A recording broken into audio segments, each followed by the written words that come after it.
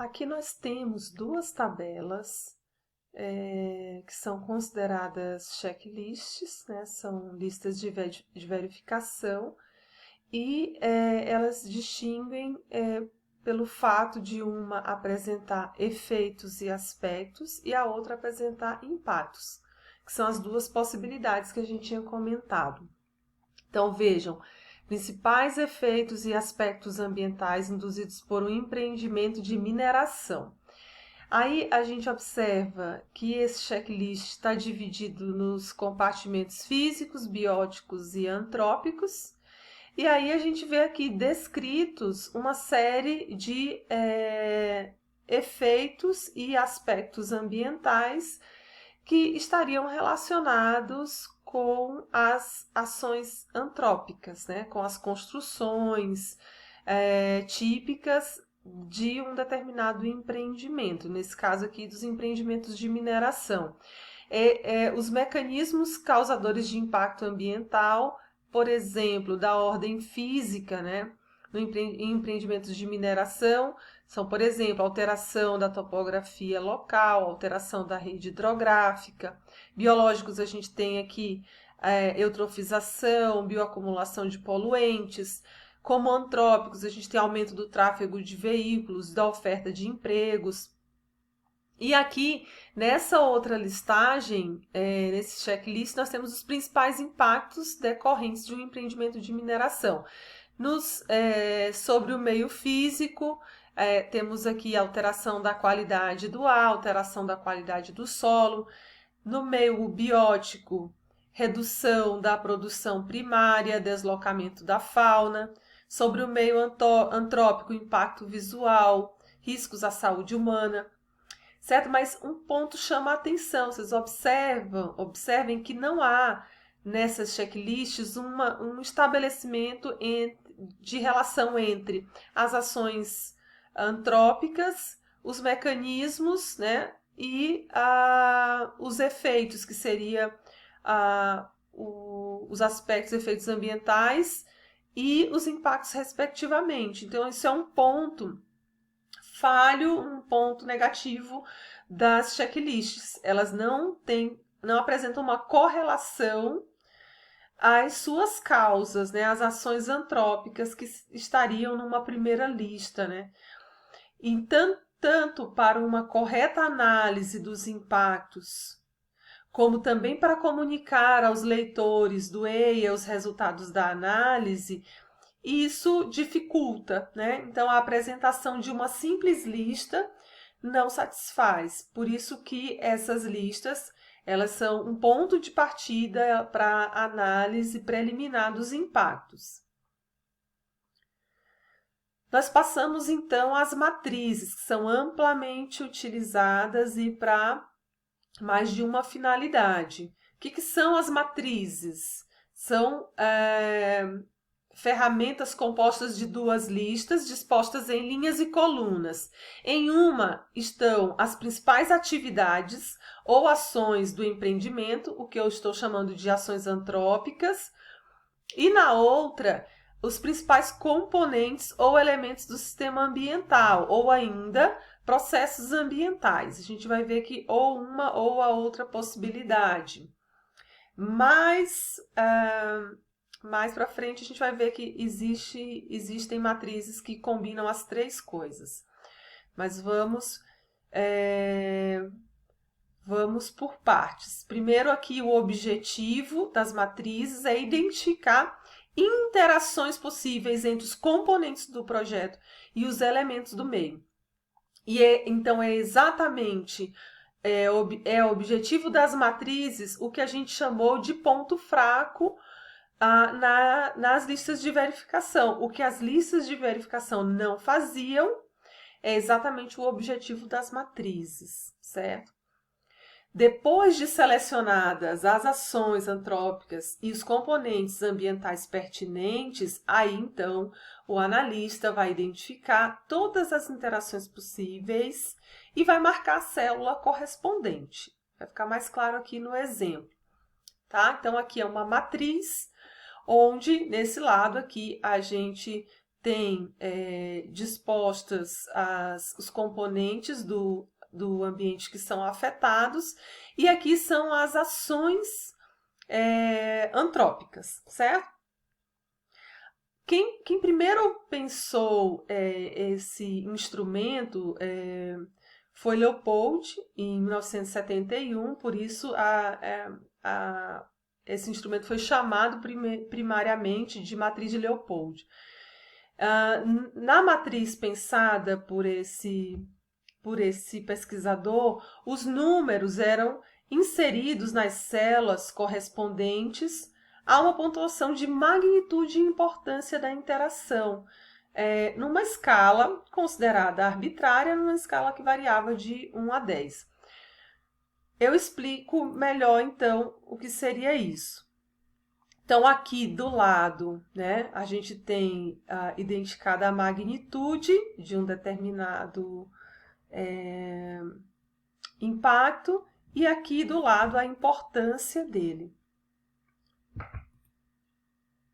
Então, como eu falei, aqui a gente tem os compartimentos afetados, qualidade da água, atmosfera, erosão, e na parte de cima a gente tem aqui, vejam, aqui estão colocados, na matriz de Leopold originalmente, foram colocados diversos tipos de empreendimentos que podem interagir com esses compartimentos do ambiente. Então, a gente tem, por exemplo, estradas e pontes, linhas de transmissão, detonação e perfuração. Então, vejam, essa matriz não permitia um grau muito elevado de detalhamento. Aí, como a gente faz a leitura dessa matriz? A gente observa, por exemplo, aqui a disposição de rejeitos, né, é uma ação humana que afeta, por exemplo, a qualidade da água, numa magnitude numa escala de 1 a 10, 2, e a importância também 2, certo? Então, era dessa forma que era feita a leitura da tabela. Ela tem originalmente a vantagem de ser considerada uma lista de verificação, porque aqui poderiam ser elencados, né, componentes do ambiente afetados pelos empreendimentos. Então, ela serve como um checklist. Ela tem também uma função de comunicação, porque para o público não especializado, a observação da matriz permitia a visualização rápida do efeito de cada intervenção no ambiente, de cada intervenção antrópica, o que ela ocasionaria no ambiente. Então, ela tem essa função, até hoje, uma função de comunicação, porque ela sintetiza as informações e ela é de fácil leitura. Mas ela tem pontos negativos. Nesse caso, da forma que ela foi pensada originalmente, ela não permitia visualizar as interrelações entre os compartimentos, por exemplo, entre o compartimento físico e biológico, que a gente sabe que existe. Nós demos esse exemplo anteriormente quando a gente falou de qualidade da água, que pode ser afetada tanto pode ser mensurada tanto por parâmetros físicos e químicos, como também por parâmetros biológicos, e ela pode ser afetada por ambos os fatores. Então, isso não é possível de ilustrar nessa tabela. Então, ela fica muito compartimentada, realmente, muito separada. Dá a sensação de isolamento dos fatores, quando na realidade eles não estão isolados. E, além disso, os mecanismos de causa e efeito não são visualizados, porque na matriz de Leopold a gente não tem aqui, por exemplo, um só empreendimento e todas as intervenções que são necessárias para o estabelecimento daquele empreendimento. A matriz de Leopold tinha vários empreendimentos colocados aqui. Então, não se sabe, por exemplo, aqui em linhas de transmissão, exatamente o que causa, quando se autoriza uma linha, a construção de uma linha de transmissão, o que nela vai causar com a alteração das vistas cênicas e paisagem, qualidade do ambiente selvagem, espécies raras e importantes não tem efeito. Mas, enfim, o que eu quero dizer não dá para detalhar o efeito no ambiente de cada uma das intervenções dentro daquele empreendimento, porque a matriz de Leopold não tem esse nível de detalhamento. Essa matriz foi depois aprimorada, inúmeras outras surgiram e a gente trouxe esse exemplo aqui, onde aí sim a gente tem apenas um único empreendimento detalhado aqui na coluna e nas linhas todos os elementos do ambiente que podem ser afetados. Então aqui é um único empreendimento e onde nós temos a detalhação das etapas do empreendimento, porque a gente sabe que em cada etapa existe uma interação diferente com os compartimentos do meio. Então a gente tem pré-construção, construção, pós-construção, operação e manutenção.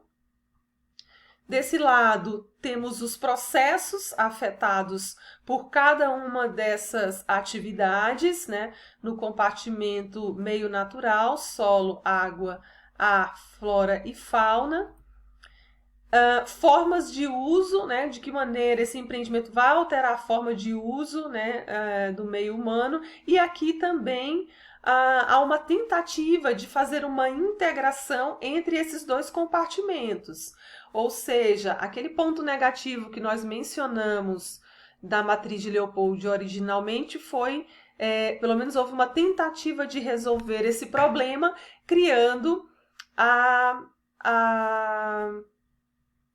esse compartimento aqui de integração entre o meio biológico e o físico-biológico e o humano, certo? Essa tabela, ela ilustra, ela é uma matriz de identificação de impactos potenciais para projetos de linha de transmissão e subestação energética. Aí a gente viu que aqueles componentes do ambiente afetados significativamente por essas atividades são marcadas em negrito aqui na tabela, de maneira que, por exemplo, a qualidade do solo é afetada por todas essas atividades que vão desde a pré-construção, a construção e a pós-construção desse empreendimento que a gente referiu. Depois a gente tem aqui mais uma matriz, onde ao invés dos impactos ambientais, a listagem dos impactos ambientais está disposto aqui inversamente, né, na tabela, os processos e elementos ambientais potencialmente afetados. Ou seja, de que maneira essas ações componentes do empreendimento, que é uma pequena mineração de bauxita, ela vai afetar processos e elementos ambientais, e isso potencialmente, e aí depois é feito uma análise posterior para identificar que impactos poderiam ser gerados a partir dessas alterações desses processos e elementos. Uma informação adicional aqui é que nós temos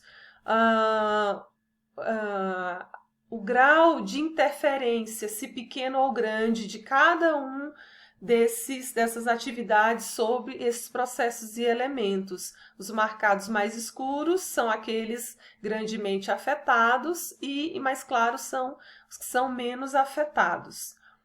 Então, por exemplo, aqui, divulgação do empreendimento junto à população local, né, tem um efeito, uma interferência grande sobre a qualidade de vida e um efeito menor sobre o mercado de bens e serviços. Então, essa é uma das opções de matrizes utilizadas atualmente. São duas as principais. A primeira delas faz esse confronto entre ações antrópicas e elementos e processos ambientais para identificar a interação entre o projeto e o meio, certo? E aí os impactos serão identificados posteriormente.